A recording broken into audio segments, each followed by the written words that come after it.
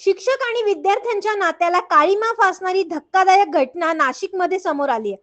नाशिक शहरातील एका नामांकित नर्सिंग कॉलेजमधील प्राचार्याविरोधात कॉलेजमधील 4 विद्यार्थिनीने विनयभंगाचा गंभीर आरोप केलाय.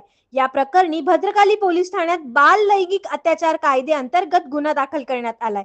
प्रवीण रमेश घोलप असे संशयित प्राचार्याला पोलिसांनी अटक केली आहे. नाशिकमधील एका खासगी नर्सिंग कॉलेजमध्ये पीडिता 5 ऑगस्ट 2024 पासून 19 मे 2025 पर्यंत द्वारका सर्कल येथील एका कॉलेज नर्सिंग ऑफ येथे शिक्षण घेत होती.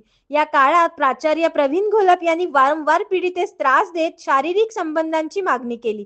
तिच्या खांद्यावर, छातीवर, पाठीवर हात फिरवला, तसेच हात हातात घेऊन अश्लील स्पर्श केला. त्याने पीडितेची साडी ओढण्याचा देखील प्रयत्न केला.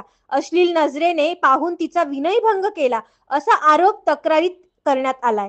घटना घडली त्यावेळेस पीडिता अतिशय घाबरलेली होती. तिच्या मैत्रिणी बरोबरही असाच प्रकार घडला असल्याची माहिती तिला समजताच तिने भद्रकाली पोलीस ठाण्यात धाव घेतली. घडलेला प्रकार पोलिसांना सांगितला. घटनेचे गांभीर्य लक्षात घेता पोलिसांनी 4 वेगवेगळे गुन्हे दाखल करून संशयित प्रवीण वय वर्ष 40 याला अटक केली आहे. गुन्ह्याचा तपास सहाय्यक पोलीस आयुक्त नितीन जाधव करत आहेत.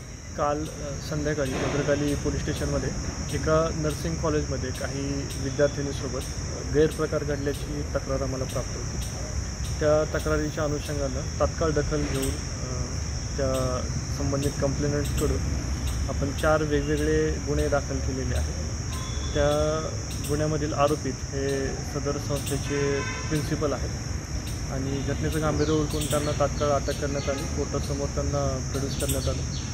त्यांना आता सध्या पोलीस कस्टडी मिळालेली आहे आणि सदर गुन्ह्याचा तपास सुरू आहे. तर तक्रारीमध्ये काय उल्लेख करण्यात आलेला होता मुलींकडून? त्यांना फिजिकल मोलेस्टेशनची त्यांची तक्रार आहे, त्याच्या अनुषंगाने तपास सुरू आहे.